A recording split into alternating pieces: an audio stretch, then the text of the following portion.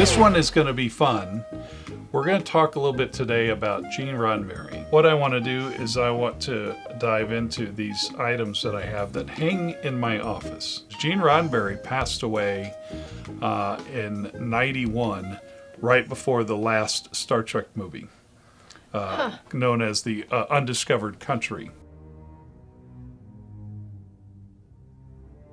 When I was 14, I grew up in a small town in way South Texas.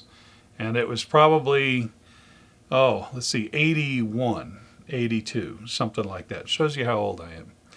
And in this small town, you've been to the town, and you've seen that there's no movie making whatsoever in that town.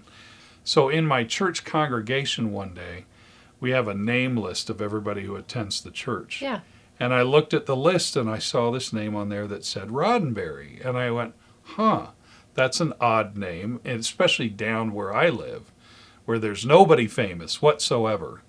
But the name, I didn't know the connection of Roddenberry until my dad and I are watching Star Trek and I saw the created by Gene Roddenberry, and I thought, oh my goodness, I wonder if there's a connection. And so I went and talked to Tom Roddenberry, who was in my church congregation, and I said, are you related to Gene? And he said, oh, that's my cousin. And I went, yes, meeting somebody famous for the first time, you know? Who shook hands with someone famous who shook hands with someone That's famous. right. The whole 6 Therefore, degrees. I'm famous. Yeah, exactly. Right. The whole 6 degree separation, and because that's like second under George Lucas. Because at this time, George Lucas and Steven Spielberg were like the filmmakers to be like. Gene Roddenberry was kind of next on the list because he had created Star Trek like 15 years earlier. I went to Tom and I said, Tom, how do I get to meet Gene? And I'm a stupid 14-year-old kid, right? I don't know what to say or how to say it or anything. I can barely talk to girls. How can I talk to a famous film director, right? And so I decided I was just going to, I'm going to buck up. So I said, how can I meet Gene? And he said, if you just create a reason, I can connect you. And so I went, oh, okay, that sounds good. And he knew Gene well enough. I guess he grew up with Gene in Texas. And so I didn't know Gene was from Texas. Obviously not the part that I grew up in, because Texas is so big. It is. And so he grew up somewhere north. And he said that, well, go ahead and let me know. So I said, okay, we're going to write a paper. So I had a class where it was write a paper about somebody or something.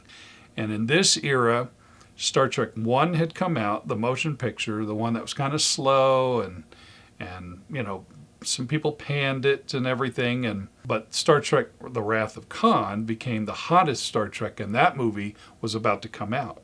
And so Gene Roddenberry, so one day I get a call, and it's from a woman named Susan Sackett, and we timed it. So I had to get home from school, had to make sure I was home at a certain time. I sat and waited by the phone, and I got a call, and Susan Sackett called. Now, Susan Sackett was Gene Roddenberry's assistant.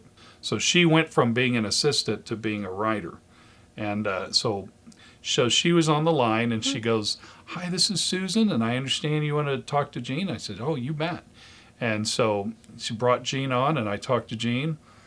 And I learned a lot of stuff talking to Gene. I asked him about his history and about his background, tried to write it down, get it ready for my paper. And I learned some other interesting things that I think a lot of people had never heard of. And that was that Spock was going to die in a new movie. And I went, oh my goodness. I thought, well, I didn't understand the repercussions of telling somebody like me that Spock was going to die. And what was fascinating was that Gene was known by this time, according to William Shatner's books that he's written about the making of Star Trek. He said that during this time, Gene started to kind of go senile in his age. Oh. He started to get kind of older.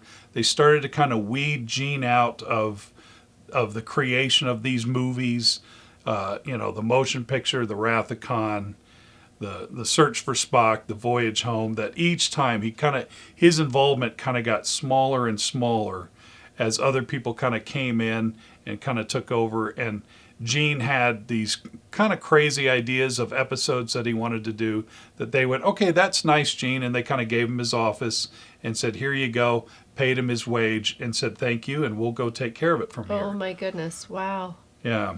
So Gene, during those years while he tried to get the motion picture going, would go to the conventions, and he was a fan's fan.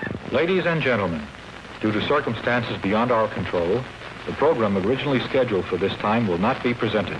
We will instead bring to you, direct from the Venice Film Festival, Star Trek Behind the Scenes, starring William Shatner as Captain James Kirk, commander of the Starship Enterprise. I have a VHS of some of the bloopers.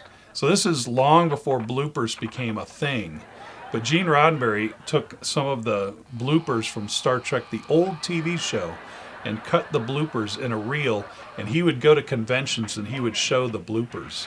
He would see these funny little things that William Shatner and Leonard Nimoy and everybody would do while making Star Trek, and the fans loved it. Bob, don't cut. Don't cut. Bob Jesper, I'm going home now. I'm going to spend 3 hours on the makeup table putting this makeup back on, and it's your fault. And then the other little secret tidbit that I had heard, and if any of you fans know any more about this, let me know, message down below. But this is what I was told. I was told that the goal of the Wrath of Khan was to kill Spock and to replace Spock with Saavik, and then to make several movies where you would kill or retire a member or a couple of members of the original crew, bring on somebody new so that you would appreciate them, and then start the TV show all over again with this new crew, younger crew, so that they could keep it going. That was kind of the goal, rather than the way it kind of evolved. And obviously that didn't happen. Obviously they started the next generation right off the bat, and then you got a new crew without really knowing who they were. This is actually some autographed items. This one is actually interesting right here. This one's hard to find. This is Star Trek 3, The Search for Spock. I actually did an eBay search on it, and I only found one on eBay, and it was already $350 for this. And what this is this and this, these two go together because this is the front and this is the back, but this is just a copy of the back. And if you look closely, you can see that it says, to Kelly Goodman from Gene Roddenberry. I asked Gene's cousin Tom to have him autograph a bunch of these. So he autographed a bunch of these, sent them to us, and I had one specific that he made for me with my name on it. And then this is another interesting piece. This one you can find on eBay for about $1,000. And this is a like a certificate. So it has Gene Roddenberry's name, and it has James Kirk, which I think Gene Roddenberry probably just signed that himself. Yeah, it looks like. It looks like his same handwriting. And then he put my name as flight deck officer. And this was a general thing that they did for fans, but was not easy to find. I also got a booklet, and I should have brought the booklet. I don't have it here, but a little booklet of all the Star Trek stuff you could buy that he mailed along with this. One last thing that I also got, a lot of people that I kind of cherish, but I don't have anymore because I had to sell it. And that is a costume off of the rack of Star Trek the Motion Picture.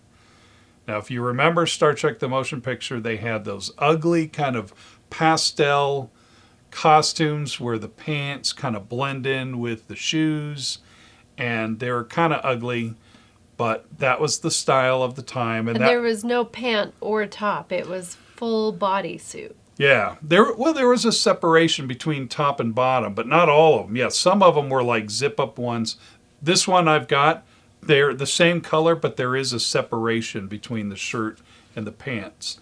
but some of them were like wearing pajamas is what they look like. And I think that was one of the reviews when watching Star Trek the Motion Picture was, look, they're all running in their pajamas or something.